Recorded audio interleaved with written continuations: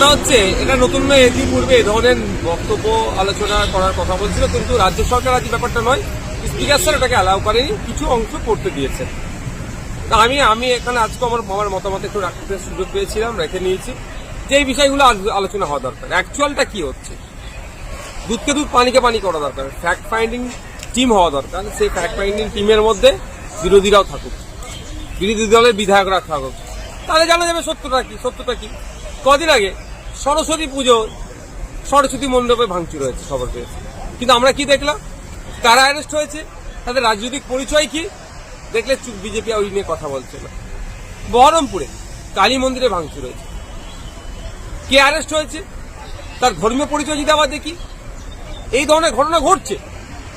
আমি বলছি না কোনো নির্দিষ্ট ধর্মের মানুষ করছে, কিন্তু এটা রাজনৈতিক স্বার্থ চরিতার্থের জন্য কিছু ধর্মের মানুষকে লাগিয়ে দেওয়া হচ্ছে। এটা হাউসের মধ্যে বলেছি, মুসলমান বলে চুপ করে যাব, হিন্দু বলে চুপ করে যাব, আমি আমার ধর্মের মানুষকে গার্ড করবো, এটা নয়। কোন ধর্মস্থান আক্রমণ হোক, কেউ মেনে নেব না, আমরা বন্ধ করতে হবে। এগুলো বন্ধ করতে গেলে কঠোর ব্যবস্থা নিতে হবে। আমরা জনপ্রতিনিধি, আমাদেরকে এগিয়ে আসতে হবে।